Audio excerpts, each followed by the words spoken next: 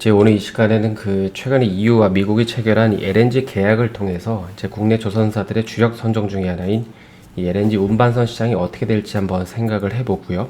그리고 이제 이런 상황에서도 최근 국내 조선사들의 주가에 큰 움직임이 없는 이유 한 가지에 대해서도 이제 살펴보겠습니다. 일단 이제 지난주에 미국 바이든 대통령은 EU에다가 자국산 천연가스를 공급하기로 하면서 이제 그렇게 하는 이유를 이제 앞으로 유럽이 러시아로부터 받는 천연가스의 공급량을 제로에 수렴하게 하기 위해서, 그러니까 완전히 이제 끊게 하기 위해서 공급 확대 약속을 했다고 이제 밝혔습니다. 그런데 이제 사실 그동안 PNG, 그러니까 이제 파이프라인을 통해서 조달받는 방식에서 이 LNG로 가기 위한 유럽의 노력은 비단 이제 이번이 처음이 아니었습니다. 왜냐하면 지난 이제 2016년에 이제 유럽은 러시아로부터의 천연가스 의존도를 벗어나기 위해서 이 EU 차원에서 해당 안건을 논의한 적이 있었기 때문이죠. 하지만 이러한 노력은 이제 결과적으로 별다른 성과를 내지 못했습니다. 이유가 무엇일까요? 바로 그동안 이 문제에 대해서 굉장히 안일하게 생각을 했기 때문이죠. 그러다 보니까는 최근에 부랴부랴 국가 예산으로 LNG 터미널을 짓고 있는 것입니다. 이거는 이제 이렇게 생각을 좀 해보시면 좋을 것 같은데요. 보시는 거는 국내 광양에 있는 LNG 터미널입니다. 일반적으로 LNG 터미널이 하는 역할은 LNG를 싣고 온 배가 여기 이제 하역 설비 시설에 도착하면 이걸 하역한 뒤에 LNG 탱크로 옮깁니다. 그런 다음에 이 액체 상태의 천연가스를 기체로 변화해주는 기와 설비를 거쳐서 송출을 하는 구조인데, 그럼 이런 터미널 하나를 구축하려면 몇 년이 걸릴까요? 최소 4년에서 5년 소요가 됩니다. 그리고 이뿐만 아니죠. 이 터미널을 이용하는 이 LNG 운반선 한 척을 발주한다고 가정을 했을 때에도 보통 설계도를 협상하는 데에만 6개월이 걸리고 배를 건조하는 데, 그러니까 제작하는 데는 평균적으로 2년 반 정도가 소요가 됩니다. 그러니까 보시는 거는 천연가스, 그러니까 유럽 천연가스 가격인데 올해 반영된 가격 차트는 없다고 생각을 하시고 이전 가격의 차트만 보면서 그동안 유럽 입장에서는 이렇게 생각을 한 것이죠. 지금 천연가스 가격이 일시적으로 오를 수도 있을 것 같은데, 그런데 과연 수년이 걸리는 LNG 터미널을 건설하고 또 수년이 걸리는 이 LNG 운반선을 인도받은 뒤에도 그때도 여전히 천연가스 가격이 높게 형성이 되어 있을까? 혹시 최근에 천연가스 급등은 일시적인 현상이 아닐까?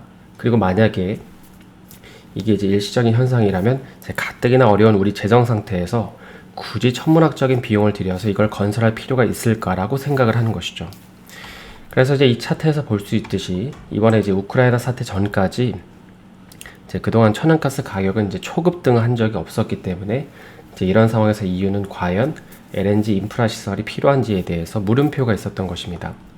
그러니까 설사 러시아가 천연가스를 두고 해코지를 한다고 해도 이거는 자주 있는 일이 아니라 몇 년에 한 번씩 발생하는 거기 때문에 굳이 그런 이벤트 때문에 천문학적인 돈을 들여서 시설 구축을 할 필요가 없다고 생각을 했던 것입니다. 그러다 보니까 혹시 몰라서 계획은 수립해 놨지만은 그다지 급한 문제가 아니었기 때문에 서두르지 않았던 것입니다. 하지만 이번 우크라이나 사태를 통해서 유럽은 그동안 본인들의 생각이 굉장히 안이했다고 느꼈을 텐데요. 지난 2014년 크림반도 합병 이후에 러시아가 이 우크라이나와 또 한 번 마찰이 발생할 수도 있을 거라는 걸 유럽이 몰랐을까요? 나토가 동진을 하면 러시아가 천연가스를 두고 액션을 취할 걸 몰랐을까요? 그렇지 않죠. 이 러시아가 우크라이나 문제에 대해서 민감하다는 거는 이미 지난 10년 전부터 널리 알려진 얘기였고, 러시아가 천연가스를 무기화한 건 사실 하루 이틀이 아니었습니다. 그런데도 유럽은 이러한 이유로 인한 가격 급등 현상은 일시적이라고 생각을 해왔고, 그리고 그러한 오판이 이번 전쟁을 통해서 드디어 피부로 느껴지는 것입니다. 여러분들은 최근에 LNG 운반선 성가가 왜 올라간다고 생각을 하시나요? 일반적으로 파이프라인을 통해서 천연가스를 조달하면 조달하는 거리만큼의 파이프라인을 연결을 해줘야 되기 때문에 이에 비례해서 공사 비용이 늘어나지만 LNG 운반선은 사실 그렇지 않습니다. 미국에서 한국으로 오는 운항거리는 늘 똑같죠. 늘 같은 항구에서 LNG를 싣고 같은 항구에서 LNG를 하역합니다. 그러니까 서울에서 부산을 갈 때도 이 교통량에 따라서 도착 시간의 차이가 있을 뿐이지 사실 거리는 똑같죠. 그런데도 어떤 배는 배의 선가가 2억 달러 밑으로 내려가기도 하고, 최근에는 2억 5천만 달러까지 올라가기도 하는데 그 이유가 무엇일까요? 사실 이건 간단합니다. 수요는 늘어나는데 이제 공급에는 한계가 있기 때문이죠. 따라서 이제 최근에 LNG 선가가 올라가는 그 저변에는 이 파이프라인을 연결해서 받는 천연가스 양을 줄이고 이제 LNG 선을 통해 천연가스를 조달받으려는 이 수요가 늘어나고 있기 때문인데, 이제 그 중심에는 이제 그간 안일하게 생각했던 이제 유럽 국가들이 본격적으로 이제 국가 예산에 LNG 터미널 관련 비용을 반영하면서 이제 LNG 운반선에 대한 수요를 늘릴 채비를 하고 있기 때문입니다. 그래서 이제 2월 말에 이 국내 조선주들이 급등을 한 배경에는 일단 이 천연가스 최대 소비국인 독일을 중심으로, 그리고 에스토니아도 이 LNG 터미널을 신규로 건설하려고 하고 있고, 그리고 이제 이에 더해서 이 지난 영상에서 살펴봤던 뭐 네덜란드 게이트, 그리고 이제 추가로 뭐 벨기에 지브리게 게이트 터미널은 이제 2024년까지, 그리고 폴란드 터미널은 이제 2025년까지 확장할 계획들이 이제 2월 말이 무더기로 발표가 됐기 때문입니다. 그럼 이제 이런 상황에서 앞으로 유럽에 이제 많은 천연가스를 보내줘야 되는 미국은 그 제대로 이제 천연가스를 공급을 해줄 수 있을까요? 이 기사를 보시면 이제 지난 2021년을 기준으로 이제 미국은 총 6개 LNG 수출 터미널이 있고, 그리고 이제 다른 하나는 추가로 건설 중에 있다고 합니다. 그런데 이제 문제는 그 현재 여기서 보내는 대부분의 물량이 이 장기 계약에 묶여 있다는 건데요. 그러니까 장기 계약의 대부분은 이제 아시아로 보내는 물량인데, 물론 이제 그때그때 스팟 형식으로 거래를 하기도 하지만 대개는 이제 장기 계약으로 묶여 있기 때문에 이 단기적으로 거래가 되는 물량이 부족합니다. 그러다 보니까는 최근에 미국이 이제 유럽을 방문하기 전에 이제 이런 식으로 그 카타르를 나토 동맹국으로 지정한 이유도, 이제 길게 볼 때 미국은 그 생산량이 이런 식으로 늘어나겠지만은 이제 단기적으로 볼 때 이제 부족한 물량들은 이 카타르한테 도움을 받지 않겠냐는 얘기가 이제 그래서 나오는 것이죠. 따라서 이제 이런 이유 때문에 이제 현재 시장에서는 뭐 충분히 커버를 할 수 있다고 보는 것 같습니다.